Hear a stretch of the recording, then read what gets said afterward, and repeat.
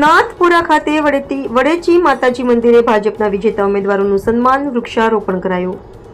ઓગળ તાલુકાના નાથપુરા ગામે આવેલા શ્રી વડેચી માતાજીના મંદિર ખાતે દેવ દરબાર જાગીર મઠના મંત શ્રી બળદેવનાથ બાપુના વ્રદસ્તે ભાજપના વિજેતા ઉમેદવારોના સન્માન સમારોહને વૃક્ષારોપણ કાર્યક્રમનું આયોજન કરવામાં આવ્યું હતું.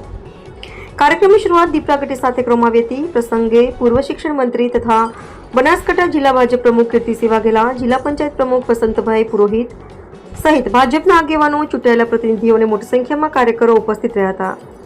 કાર્યક્રમ દરમિયાન મંત શ્રી બળદેવનાથ બાપુ તેમજ વિવિધ આગેવાનોનું ફુલહાર અને શાલ ઓઢાડી સન્માન કરવામાં આવ્યું હતું. જિલ્લા ભાજપ પ્રમુખ કીર્તિસિંહ વાઘેલાનું સાફોર, તલવાર અને ફુલહારથી સન્માન કરાયું હતું.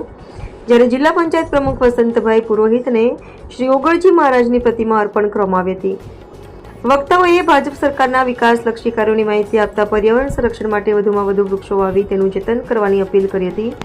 સાથે જ કાકરોલી તાલુકામાંથી ઓગળ તાલુકાનું વિભાજન થતાં સ્થાનિક વિકાસને નવી દિશા મળી હોવાનું જણાવતા સરકારનો આભાર વ્યક્ત કરવામાં આવ્યો હતો.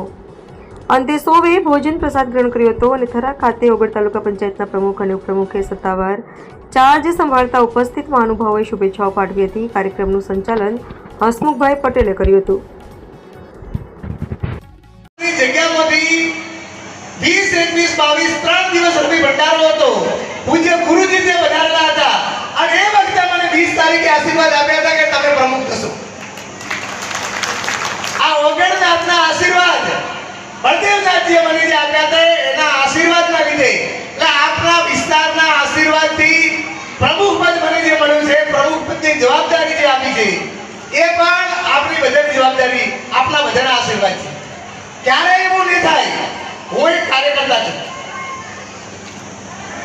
ક્યારે પણ તમે જિલ્લા પંચાયતમાં અહીંયા મારા સાથી મિત્ર પ્રધાનજી બીજા બેઠા છે, અહીંયા તમને કાર્યકર્તા એવું લાગશે આપણું કોઈ પણ ટોપું હોય